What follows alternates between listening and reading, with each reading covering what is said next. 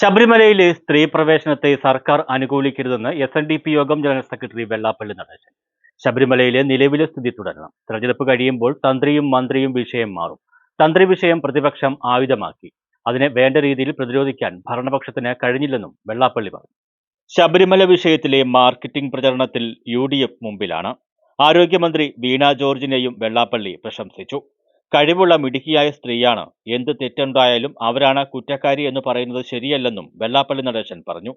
കേരളത്തിൽ പിണറായി വിജയൻ വീണ്ടും മുഖ്യമന്ത്രിയാവാനുള്ള സ്ഥിതിയാണ് ഉള്ളത്. എഴുതിത്തള്ളാവുന്ന നിലയിലല്ല CPM. VD സതീശന്റെ മുഖം കണ്ടുകൊണ്ട് ആരും വോട്ട് ചെയ്യുമെന്ന് കരുതേണ്ട. പിറകിൽ നിന്ന് നയിക്കുന്ന ശക്തിയാണ് UDF ജാഥയെ നയിക്കുന്നത്. KC വേണുഗോപാലും രമേശ് ചെന്നിത്തലയുമാണ് ആ ജാഥയെ പിന്നിൽ നിന്ന് നയിക്കുന്നതെന്നും വെള്ളാപ്പള്ളി കൂട്ടിച്ചേർത്തു. SNDP യോഗം തെരഞ്ഞെടുപ്പിൽ പ്രശ്നങ്ങളില്ലെന്ന് ആവർത്തിച്ച വെള്ളാപ്പള്ളി താൻ വീണ്ടും മത്സരിക്കുമെന്നും വിജയിക്കുമെന്നും പറഞ്ഞു. മത്സരിക്കാൻ എല്ലാവർക്കും അവകാശമുണ്ട്. ആരോപണം ഉന്നയിക്കാൻ എല്ലാവർക്കും കഴിയും.